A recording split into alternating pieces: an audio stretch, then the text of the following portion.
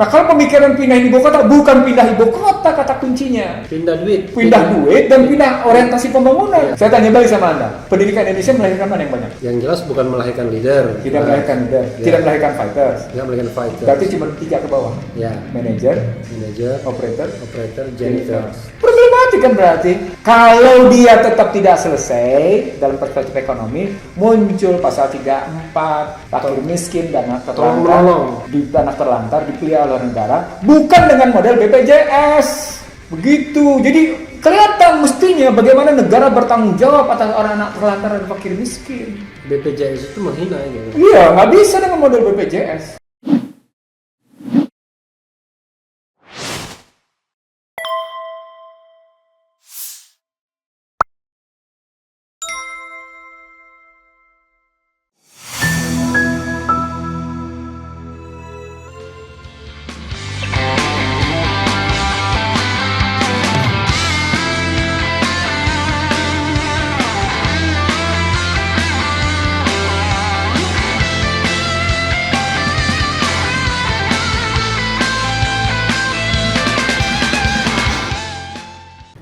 Bang, Ya. ini mungkin hampir terakhir ya. Ya.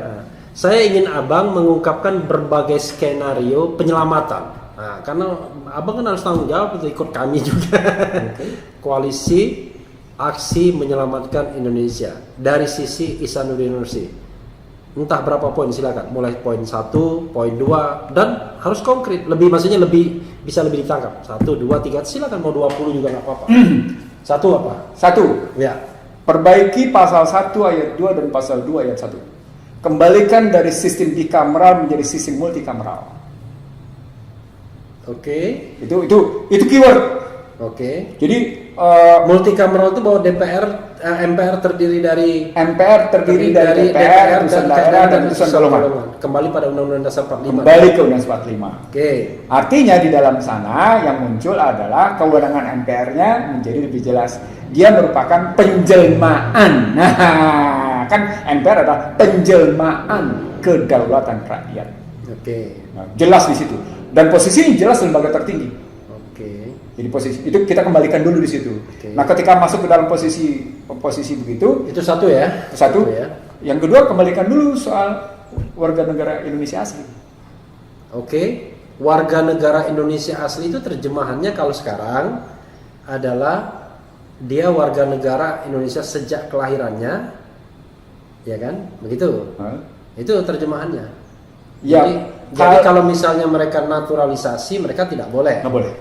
Gitu. Nggak boleh. Jadi Tidak ada naturalisasi diterima sebagai warga negara Indonesia asli. Dia paham yang dia itu adalah paham kelahiran, posisinya dan kemudian silahkan posisinya gitu. Sebagai hasilnya di situ posisinya. Nah, itu jadi ius sanguinis namanya. Iya, posisi. Betul. Nah, kalau kita ambil ius sanguinis itu, dia akan ketemu dengan posisi apa latar belakangnya? Latar belakangnya soal keterikatan nilai-nilai pada bangsa itu.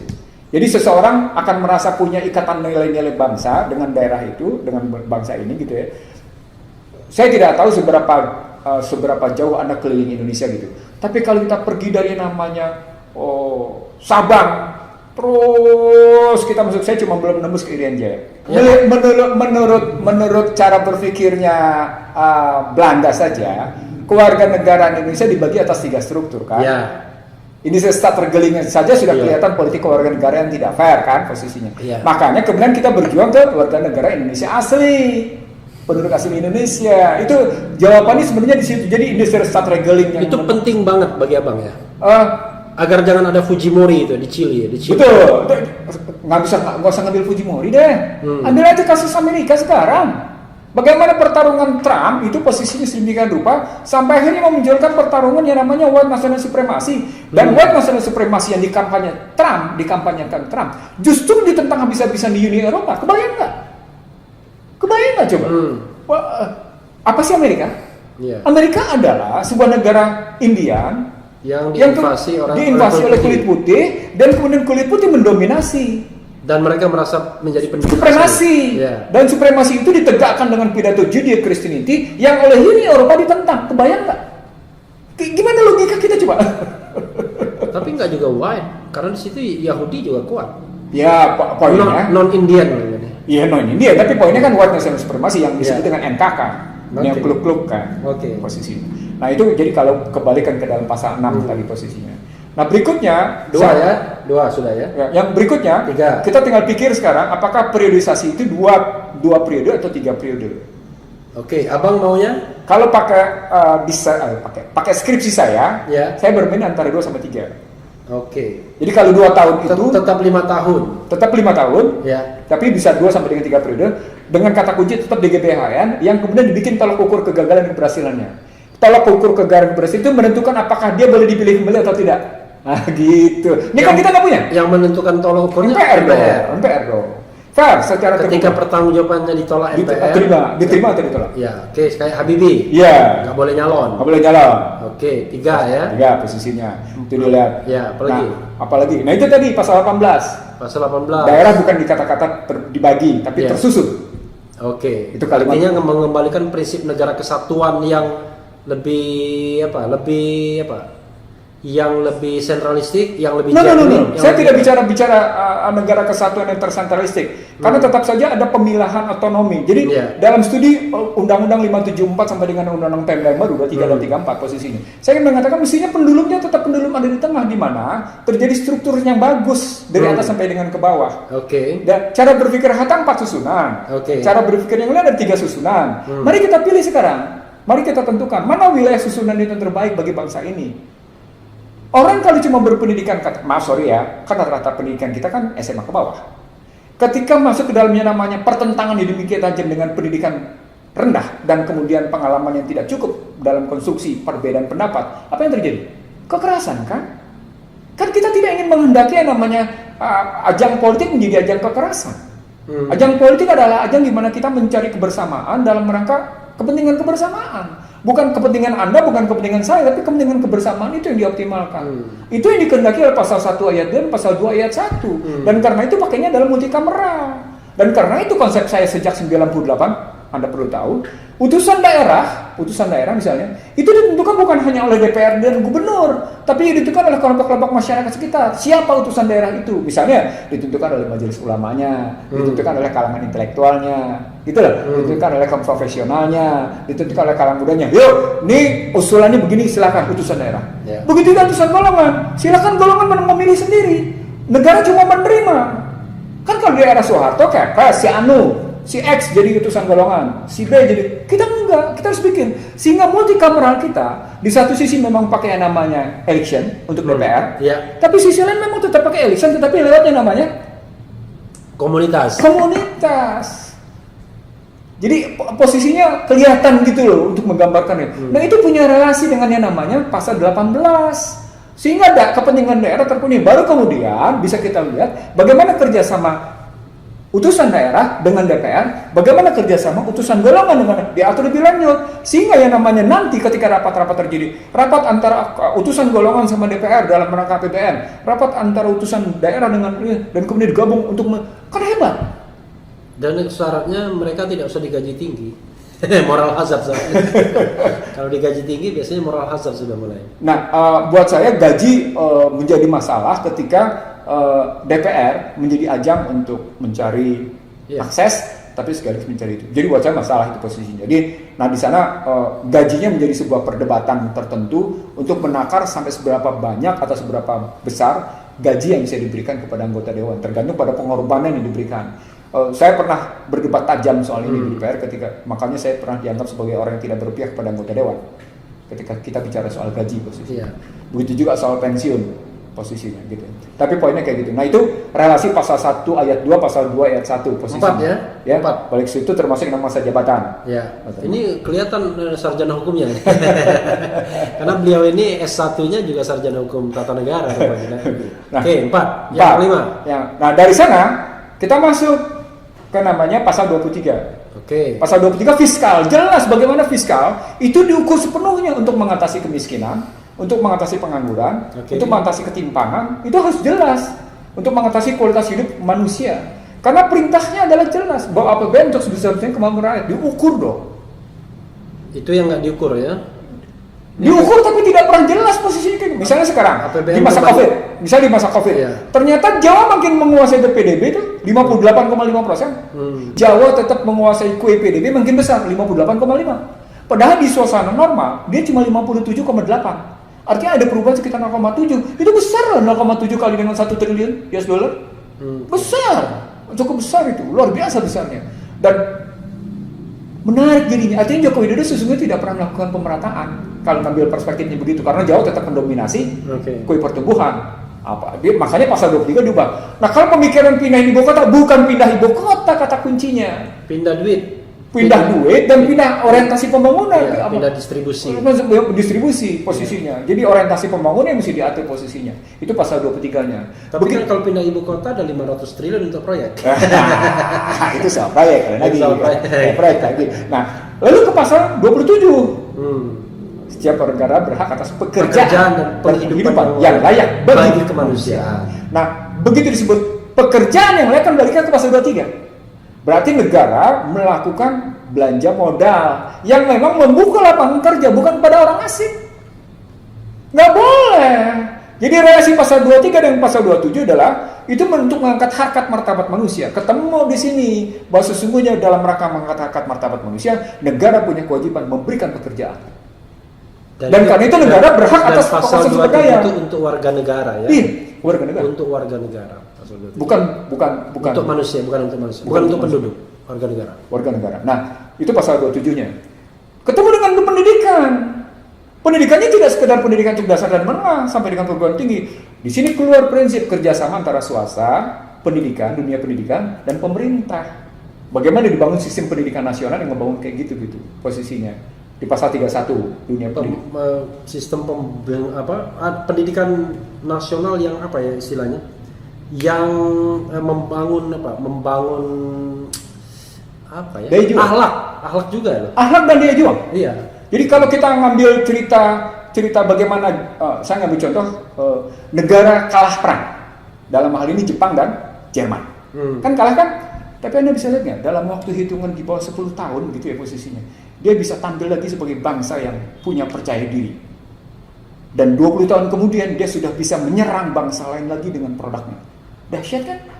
Dahsyat luar biasa itu. Itu metode pendidikan yang dibangunnya luar biasa. Indonesia 75 tahun masih menjadi bangsa yang lembek. Ada problematik, itu istilah saya. Iya. Problematik pada kurikulum dan problematik pada guru. Gurunya tidak dihargai, kurikulumnya berantakan. Makalah jadi anak didik kita bukan anak didik yang fighter. Tapi pemerintah kalau ada mendengar pernyataan ini bisa marah dia. Nanti dia dibalikkan backfire ke kita, mengatakan kita tidak menghargai jasa pahlawan, tidak menghargai pendahulu, tidak menghargai guru dan lain sebagainya. Kemarin di ruangan ini, Refli, ketemu beberapa pengurus guru-guru yang tidak dihargai oleh pemerintah.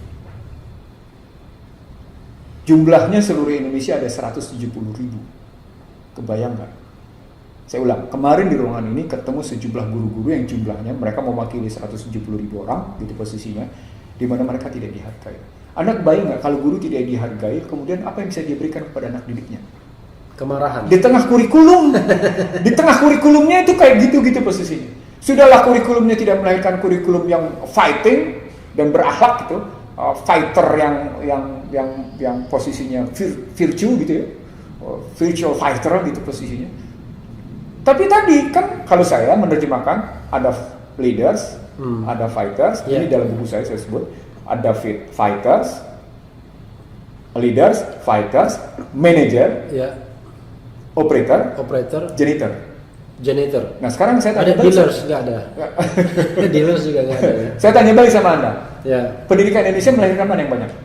Yang jelas bukan melahirkan leader. Tidak melahirkan leader. Tidak melahirkan fighters. Tidak melahirkan fighters. Berarti cuma 3 ke bawah. Ya. Manager, operator, janitor.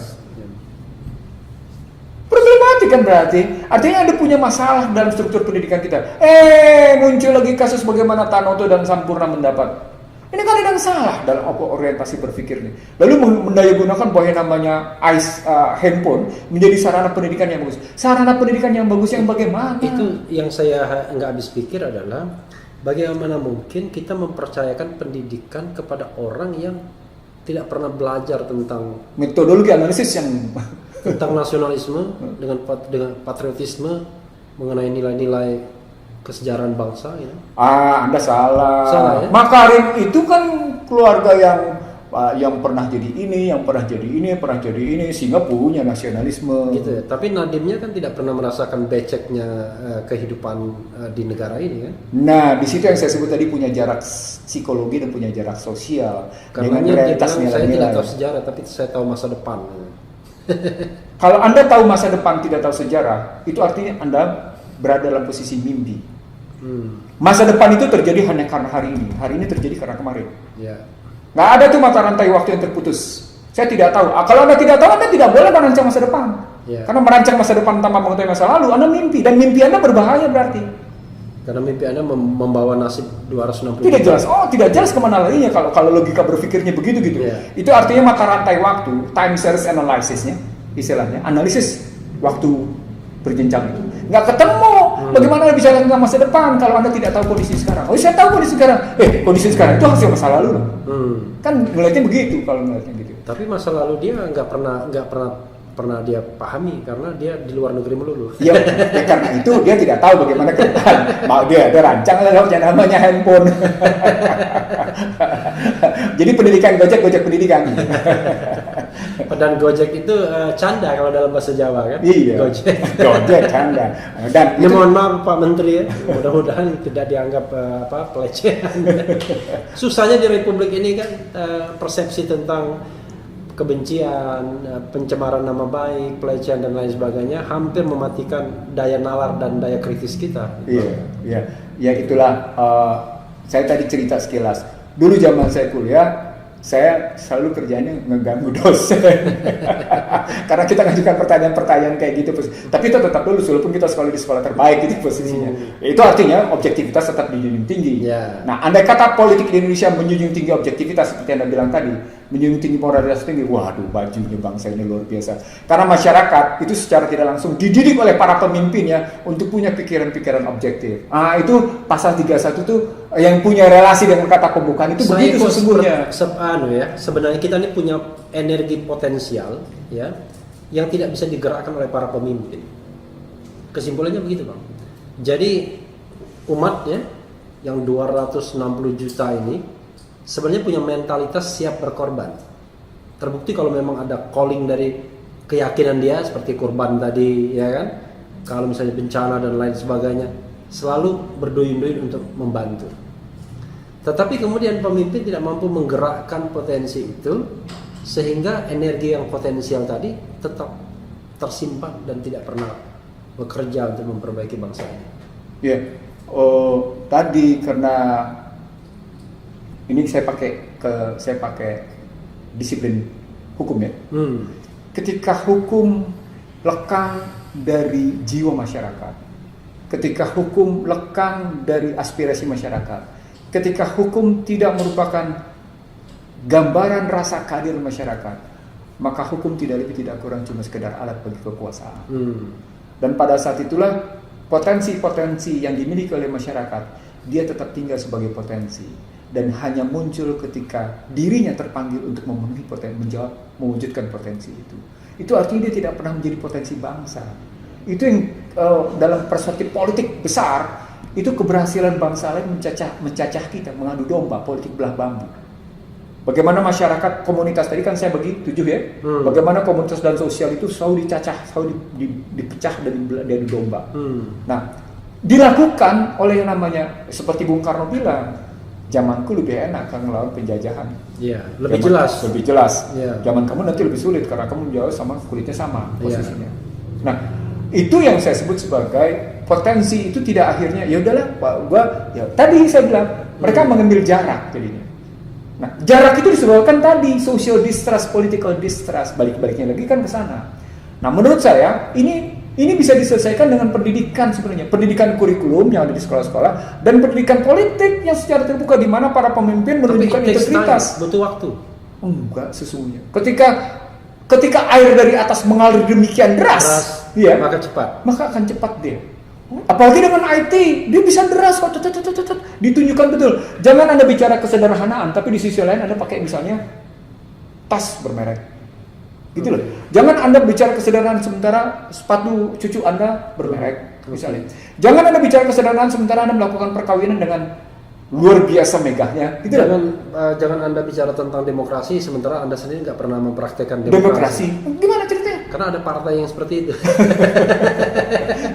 jadi artinya kalau karena Anda tadi melihat saya dalam perspektif keagamaan gitu ya. Ada kalimatnya begini, ya ayyuhallazina amanu lima taquluna ma la taf'alu. Hai orang-orang beriman, jangan berkata-kata dari sesuatu yang tidak kamu lakukan, katanya. Jadi kalau kita mengatakan sesuatu tapi kita tidak lakukan, kita lebih baik diam saja. Lebih bagus kita tidak usah ngomong. Itu namanya leading by example. Jadi kita memimpin dengan contoh ya. Jadi sebenarnya bukan sekedar leading by example. Kalau dalam konstruksi Islam, memimpin dengan keteladanan jauh lebih dalam posisinya. Karena di balik keteladanan itu ada konsistensi yang kuat antara hati. Kalau sampel kan bisa cuma satu momen ya. Tapi keteladanan itu ada konsistensi. Ada perjuangan untuk mewujudkan itu gitu, untuk menunjukkan betul di dalamnya gitu posisinya. Nah, itu pasal 31 itu maksud saya begitu. Jadi bukan cuma kurikulum sekolah. Intinya kalau mau jadi pemimpin, kalau ada orang mengangkat pedang, hai Umar, kalau Anda menyimpang, maka pedang ini akan meluruskan Anda. Maka pemimpin itu bersyukur, bahkan menangis ya. Kalau sekarang enggak, pencemaran nama baik. Atau penyebabkan apa? Itu posisinya. Jadi enggak boleh. Itu pasal 31 ya. Jadi artinya pendidikan terjadi di sekolah, pendidikan terjadi di rumah, terjadi pendidikan di masyarakat gitu ya. Terjadi oleh pemerintah. Pemerintah memberikan integritas reputasi yang luar biasa sehingga mengalir air deras dari atas ke bawah posisi.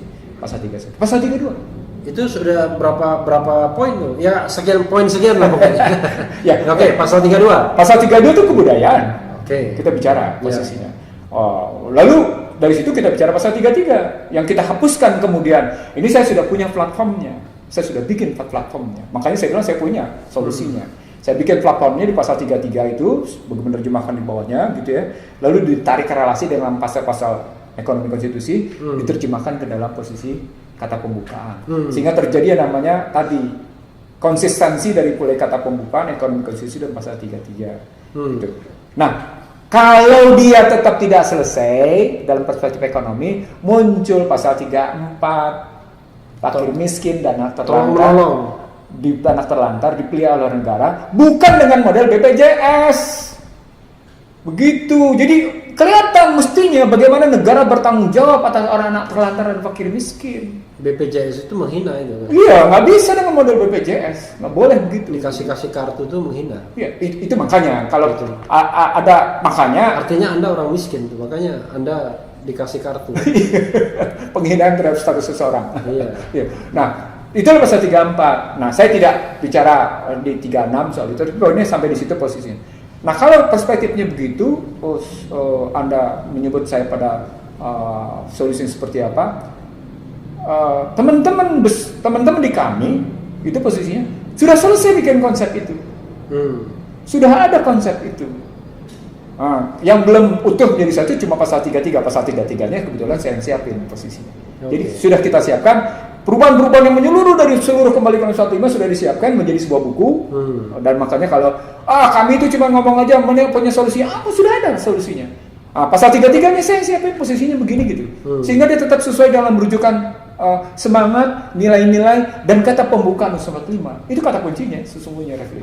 Jadi kita ingin mengatakan kalau bisa disimpulkan, Abang termasuk yang setuju dong kembali kepada Undang-Undang Dasar 1945 yang tanggal 18 Agustus. Dan dekret Presiden 5 Juli. Iya, dekret 5 Juli 1959. 18 Agustus dan dekret Presiden 5 Juli 1959. Konsekuensinya kan jelas kan. Tidak ada pemilihan presiden secara langsung. Iya. Tidak ada DPD. Iya. Tidak ada Mahkamah Konstitusi. Iya. Kemudian utusan golongan bisa masuk TNI Polri lagi. Iya. Setuju? Enggak. Mari kita atur di situ. Jadi ada beberapa aturan-aturan yang memang kurang di dalamnya. Saya bukan mengatakan yang namanya Undang-Undang Dasar 45 itu lengkap, tapi kembalikan dulu posisi dasarnya. Itu posisinya. Lalu setelah itu kita bikin namanya tambahan. Adendum. Adendumnya posisinya. Adendumnya bukan yang kayak begini. Iya. Tentu adendum dengan kajian akademik yang benar. Mana nih, misalnya tadi kalau kita ingin memperbaiki tentang utusan golongan, apa pengertiannya gitu kan? Bagaimana kita mekanisme mengatur utusan daerah, misalnya kalau pakai gagas berpikir Anda gitu posisinya. Bagaimana ngaturnya? Lalu menerjemahkan bagaimana soal penduduk asli atau warga negara asli, misalnya kamu dengan merujuk pada riwayat dan sejarahnya kita ambil posisi gitu. Atau kita ambil tentang bagaimana tentang pasal 18 supaya terjadi yang namanya antara sentralisasi dan desentralisasi. Dia berada dalam pendulum yang cantik. Kapan terjadi sentralisasi, kapan terjadi desentralisasi. Kan Anda nggak bisa bikin permanen desentralisasi tetap di tengah negara membutuhkan sentralisasi pada daerah itu. Atau sebaliknya, di tengahnya namanya daerah itu butuh desentralisasi, Anda tetap sentralisasi. Kan nggak bisa yang permanen. Abang terpikir nggak ya, kalau sekarang saja dengan pemilihan presiden secara langsung, oligarki politik itu bisa menguasai ya dengan cara menerapkan presidensial threshold misalnya. Kalau pemilihan itu dilakukan oleh MPR, bisa saya bayangkan itu murah sekali untuk menjadi presiden. Jadi itu kritik banyak orang di situ. Iya. Nah, itu bisa diatasi dengan persyaratan. Dengan persyaratan dengan masukan-masukan yang istilahnya filternya jelas gitu. Lalu setelah filter jelas ada uji atas orang itu kayak gimana. Jadi kalau pakai istilah saya, indeks pribadinya jelas. Indeks pribadinya jelas untuk menjadi utusan daerah dan golongan minimal ya posisinya. Lalu kemudian ada jenjang karir yang teruji. Lalu kemudian bukan ada kinerja yang memang bisa dibanggakan, yang bisa merujuk pada seseorang itu layak pada jabatannya karena memang performa appraisalnya, kinerjanya bagus posisinya. Itu bisa kita lihat posisi. Jadi menurut saya setiap sistem pasti ada lemahnya. Tetapi meminimalkan celah kayak gitu, celah gitu ya, celah yang melahirkan celah gitu, itu harus diatasi. Dan mari kita bangun secara bersama-sama. Bagaimana musyawarah mufakat itu dimunculkan dalam pemilihan-pemilihan kayak gitu, sehingga kalau mereka misalnya si orang-orang di DPR ini dibayar oleh kekuatan bisnis, ya kan gitu. Makanya kekuatan bisnisnya tidak boleh masuk ke dalam wilayah itu. Apa kata kuncinya? Kata kuncinya di keuangan. Gitu loh. Kata kunci keuangan kembali lagi ke soal kontrol rekening masing-masing. Wah, itu kunci habis-habisan. Habis-habisan dikunci. Sistemnya bisa kok dibangun menurut saya. Jadi ada upaya untuk meminimalkan transaksi material dalam upaya pemilihan presiden bisa dilakukan. Posisinya. Yang lain lagi, Bang. Nah, kalau ambil lagi dalam konstruksi tadi, misalnya kalau Anda yang khawatirkan tentang filter-filter tadi, menurut saya keywordnya adalah, gitu, kata kunci berikutnya adalah bagaimana membangun kecerdasan masyarakat di daerah, sehingga mereka bukan follower, tapi mereka partner bagi pusat, kemitraan. Dan runtunannya dalam konstruksi kayak gini memang akhirnya kata kuncinya adalah soal pembelajaran. Pemilihan kepala daerah langsung ditiadakan juga kalau dalam konstruksi berpikir Abang. Di pemilihan, di sini menarik. Daerah mengusulkan secara benar posisinya dengan kriteria-kriteria tertentu disampaikan ke pusat. Nah, di situ kemudian bagaimana hak pusat atas daerah gitu. Artinya presiden yang akan menentukan siapa yang menjadi gubernur. Presiden tidak sendiri, ketemu deh sama mereka yang ada di utusan daerah. Oh, jadi ada endorsement dari utusan daerah. Endorsement dari MPR. MPR posisi. Salah satu. Oh, komponennya utusan daerah posisinya. Ini agak fundamental perubahannya. Oh iya, jadi begini, Refli. Saya bilang, saya menulis tentang kepresidenan saja menjadi protes bagi banyak orang. Karena itu saya disebut sebagai di era itu ketika saya menulis tentang lembaga kepresidenan, itu kan saya disebut sebagai orang yang oleh tokoh-tokoh politik saat itu, Anda textbook thinking gitu kan. Ditudingnya begitu. Anda textbook thinking, Anda sudah termasuk dalam cara berpikir regenerasi yang berdasarkan usia. Anda tidak lagi berpikir regenerasi itu sebenarnya bisa dilakukan secara alami. Wow, macam-macam. Saya nggak peduli itu. Karena memang harus ada pembatasan. Nggak mungkin orang dibebaskan begitu aja, nggak bisa. Dibebaskan begitu terakhir ya. Kelompok apa namanya? Mau dibilang pressure group atau apapun ya, kelompok bahasanya kan kemarin moral movement ya, moral force. Kami harus seperti apa agar dia tetap on the right track dan menjadi bukan dia problem tapi dia menjadi problem solver, ya kan? Paling tidak ya untuk partner bagi pemerintah yang kelihatannya mulai tersesat, mulai bingung dan lain sebagainya. Apa yang seperti apa harusnya kami itu? Kata kunci pertamanya soal sikap politik dulu. Oke. dewasalah dalam berpolitik, jangan Oke. kekanak-kanakan. Untuk kami atau untuk Pemerintah, pemerintah? berdewasalah dalam berpolitik, jangan Oke. kekanak-kanakan. Jangan seperti orang yang takut punya kesalahan, lalu kemudian menutup-nutup kesalahan Anda dengan berbagai macam hukum. Itu kata kunci pertama. Anda jangan menggunakan kekuatan untuk menutup-nutupi kelemahan dan kesalahan. Jadi kalau Anda melakukan seperti itu, justru akan makin nampak Anda punya kesalahan dan kelemahan yang banyak. Itu sikap politiknya dulu. Jadi makanya saya bilang tadi, sehat dan dewasalah dalam berpolitik. Mau Anda bilang ini nasihat, mau Anda bilang tidak nasihat, terserah. Tapi saya sudah di panggung politik lebih dari 20 tahun. Oke. Itu posisinya. Itu untuk pemerintah, tapi untuk kami sebagai moral movement atau moral Justru force. dengan sikap seperti itu, maka kami juga melakukan sikapnya sehat dan dewasa. Oke. Nah, sehatnya adalah kami punya konsep-konsep yang bisa ditawarkan kepada pemerintah. Oke. Jadi dewasanya adalah kami bisa menerima jika kemudian pemerintah menyatakan secara terbuka untuk menolak karena sudah memilih jalan tertentu. Oke. Nah, sekarang persoalannya ketika menolak apakah tetap sesuai dengan yang namanya sumpah jabatan? Kita tanya, kalau Anda menolak konsep kami, itu sesuai nggak dengan sumpah jabatan Anda? Oke. Kita harus tanya begitu. Oke. Sama seperti ketika saya main-main di Bank Senturi dan saya dibunuh gitu ya posisinya oleh banyak kalangan gitu ya. Pertanyaan saya sederhana, apakah memang presiden saat itu menjalankan sumpah jabatan? Apakah memang Menteri Keuangan sebagai KSSK, Komite Stabilitas Sistem Keuangan, menjalankan sumpah jabatan? Apakah orang BI menjalankan sumpah jabatan? Saya kan tidak tahu. Ya tanya saja kalau mereka, ya kan sumpah jabatan sifatnya moral. Ya karena memang kami mainnya moral, maka kami berdekatan dengan sumpah jabatan dan itu moral. Itu tracknya ada di situ, Refri. Itu yang kedua ya. Yang ketiga, kita berusaha membangun kesadaran masyarakat bahwa masyarakat butuh yang namanya format keteladanan. Nah, kami berusaha tampil sebagai pemikir-pemikir yang teladan. Oke. Itu penting di situ bahwa kami nggak boleh norak gitu ya. Iya, tidak kampungan. Iya. Jangan ngebangun opini. Jadi kalau dihina, dicerca gitu ya, jangan dilayani biasa-biasa aja. Oke. Jadi kalau misalnya disebut Anda pokoknya direndahkan, Barisan sakit hati ya. BSH. ya mestinya lebih kencang dari itu tudingannya. Iya. Bukan cuma sekedar barisan sakit hati gitu loh posisinya. Mau makar. Terserah pokoknya. Iya. Tapi kalau saya belajar dari itu, Anda bukan hanya dicerca, Anda bukan hanya dihina, kemungkinan Anda juga akan disakiti. Nah, di situ Anda butuh daya tahan. Oke. Anda butuh punya keberanian dan daya tahan.